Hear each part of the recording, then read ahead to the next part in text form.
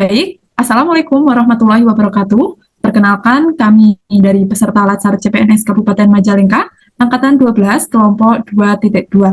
Di sini kita akan berdiskusi ringan tentang SPBE atau Sistem Pemerintahan Berbasis Elektronik. Nah, sebelum lanjut ke diskusi, sebelumnya bisa memperkenalkan dulu satu-satu ya teman-teman. Mungkin dari saya dulu, perkenalkan saya Nurul Dwi Arfiani, NDH 26 dari Satuan Polisi Pamong Praja dan Pemadam Kebakaran Kabupaten Majalengka, bidang penegakan perundang-undangan daerah.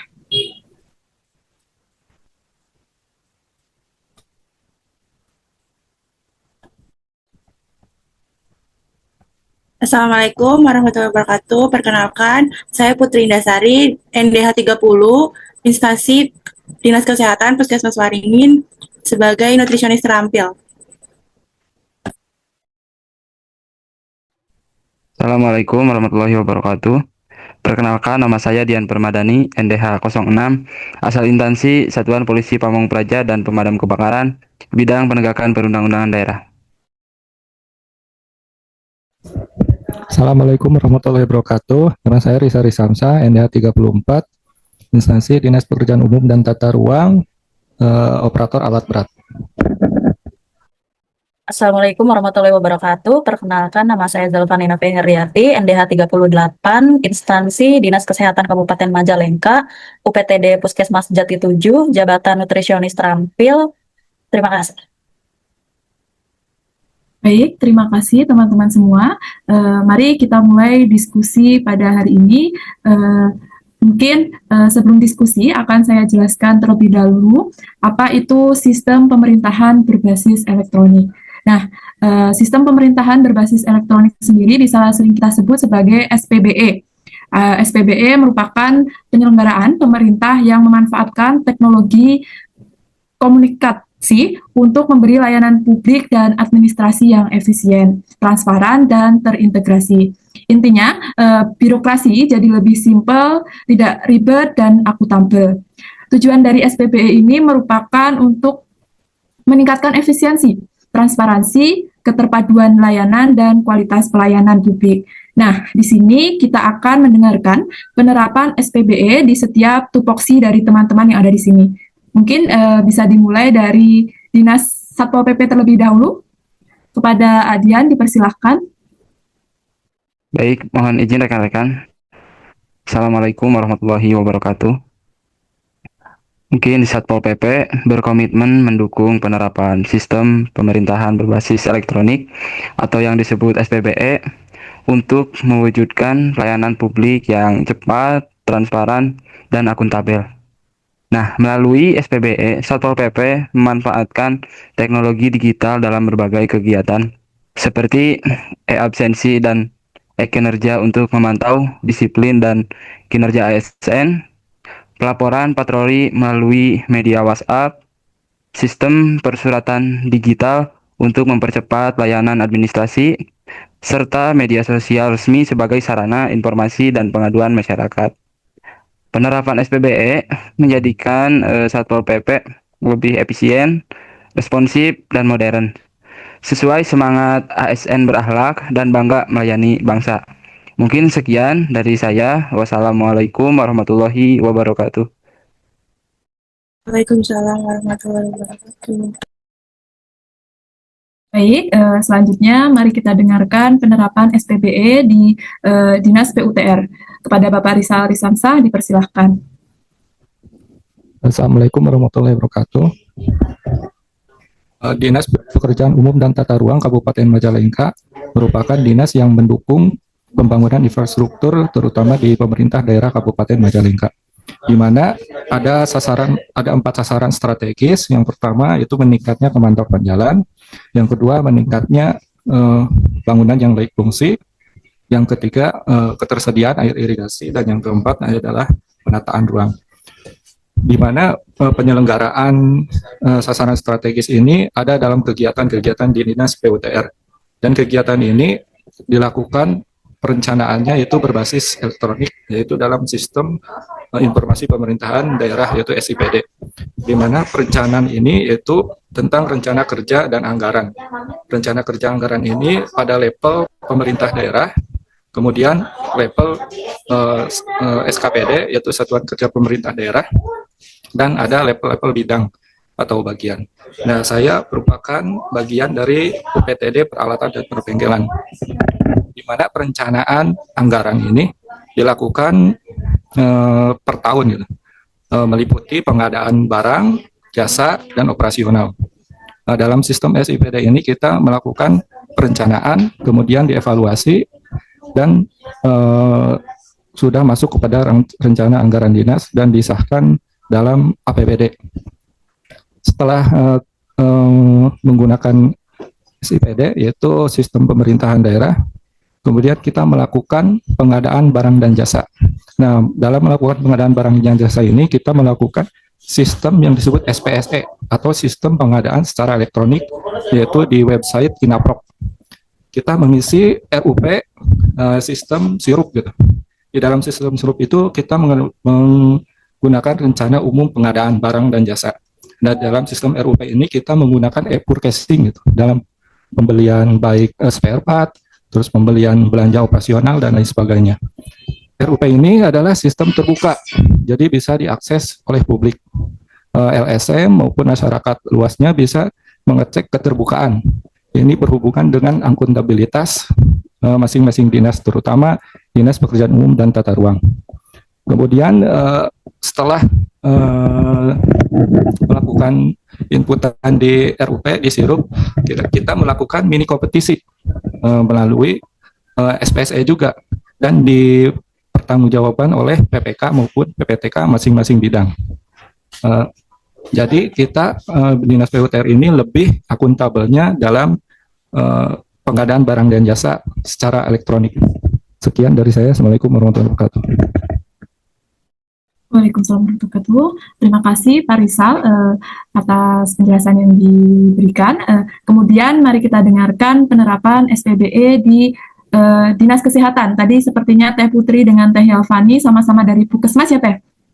Baik, silahkan Teh, bisa didiskusikan.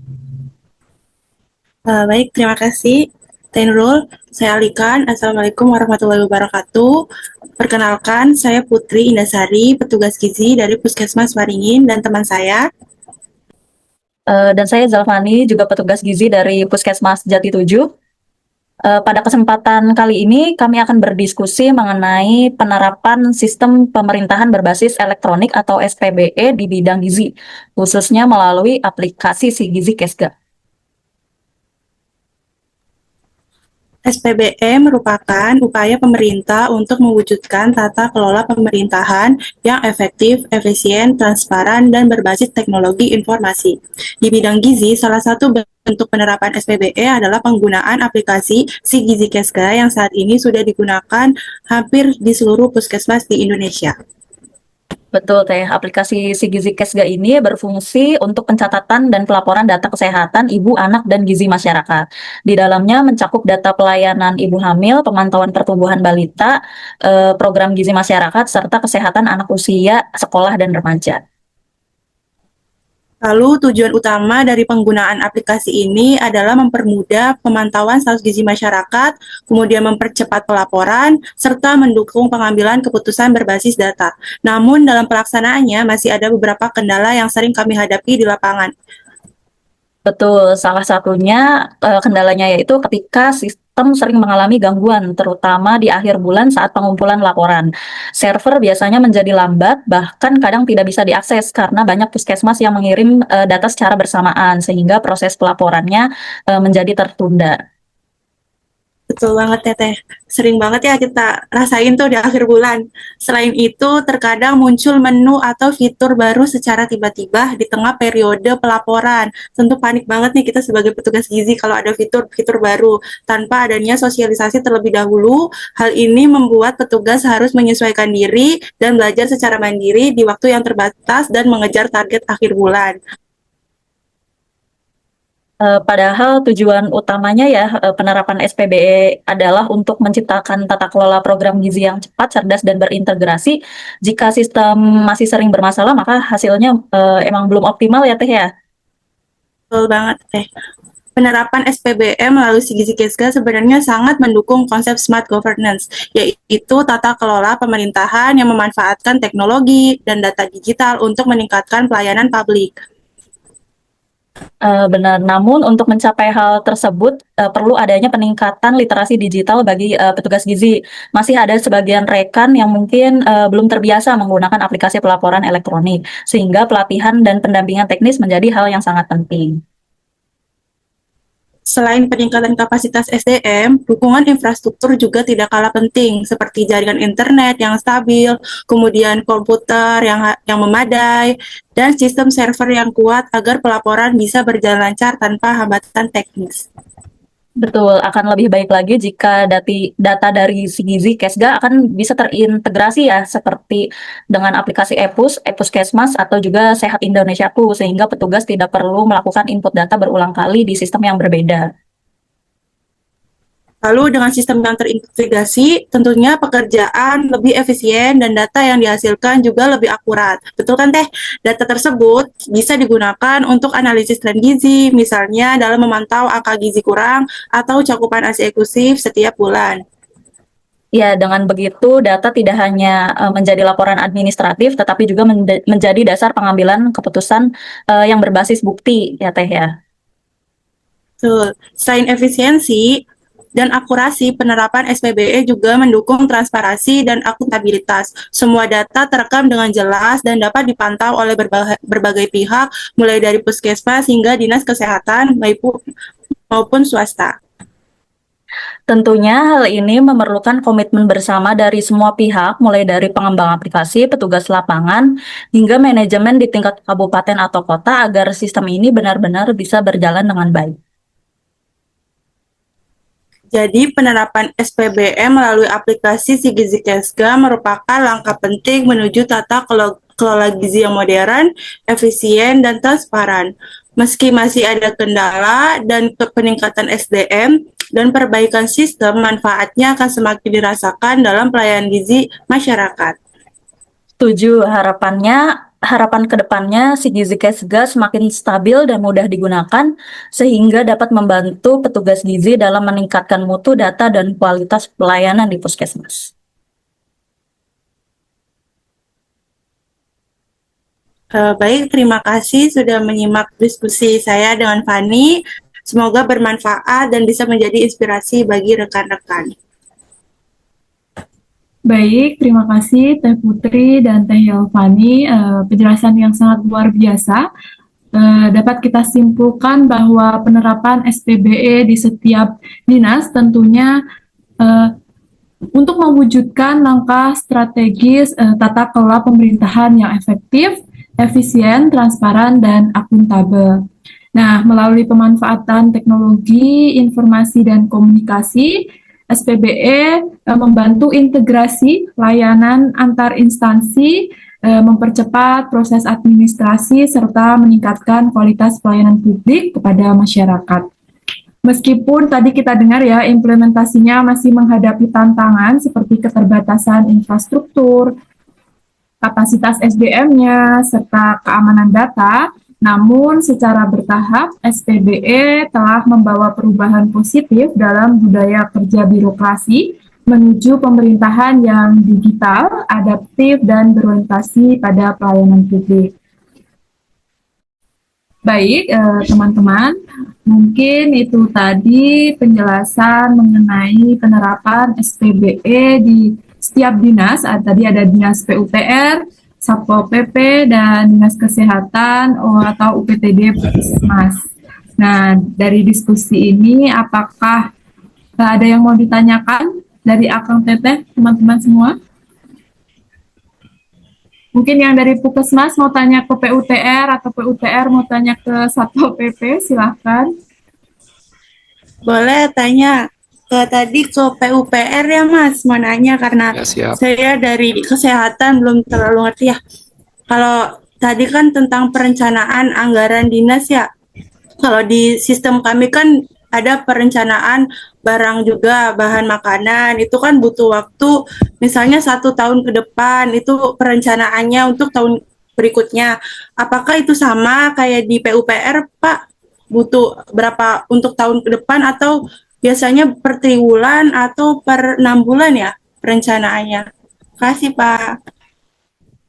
Eh, saya coba jawab ya. Kalau dalam perencanaan kan per tahun gitu. Jadi kan rencana kerja anggaran SKPD itu masing-masing dinas itu sama menggunakan sistem SIPD.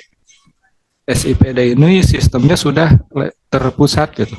Jadi semua dinas, semua OPD di seluruh Indonesia ini perencanaannya itu baik anggaran maupun kinerja menggunakan sistem SIPD, di mana setiap dinas merencanakan anggaran, kemudian kita dievaluasi oleh TAPD atau BKD, Badan Keuangan dan Aset Daerah, kemudian kita dimasukkan ke RAPBD, Rancangan Anggaran Pendapatan dan Belanja Daerah, kemudian dievaluasi oleh DPRD dan disahkan menjadi APBD. Jadi semua OPD maupun SKPD maupun BLUD badan itu sudah sama gitu sistemnya melalui SIPD. Tapi ada yang berbeda gitu. Kalau di UPTD kan bentuknya BLUD ya. Kalau kita kan bentuknya masih dananya dari APBD. Kalau BLUD kan dananya dari hasil kayak puskesmas kan, hasil dari pemeriksaan, hasil itu rumah sakit kan, itu bentuknya BLUD. Mungkin ada perbedaan. Terima kasih. Terima kasih, Pak, atas jawabannya. Baik, terima kasih atas penjelasannya, Pak Rizal. Mungkin ada yang lain yang ingin bertanya lagi? Boleh nanya? Kalau saya mau bertanya ya, kalau sistem yang si Gizi itu ya, itu pengembangannya di level pusat atau daerah gitu teh? Boleh, saya izin jawab dulu ya, Van. Nanti bisa ditambahin sama Fani ya.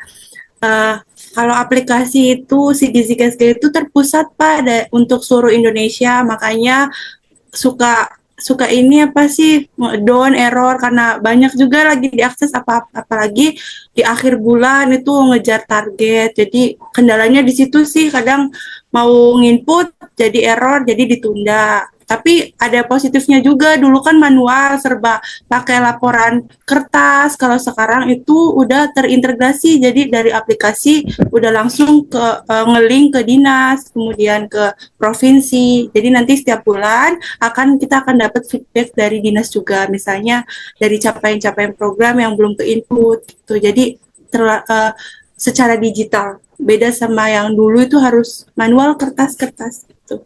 Barangkali Fani mau nambahin? Cukup sih, udah jelas. Sama aja, sama di sini juga. Kalau lagi banyak yang pakai, kedon gitu. Iya, itu kendalanya di situ sih, Pak.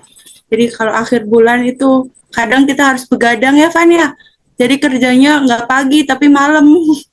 Itu Iya, buat soalnya input. jam-jam malam kan nggak semua orang ngakses ya. Jadinya kalau siang mah berebut-rebut.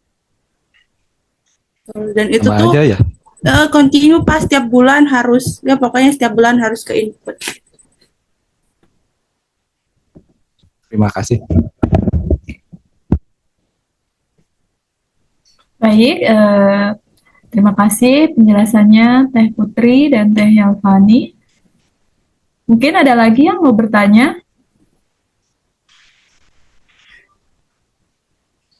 Baik, sudah dicukupkan.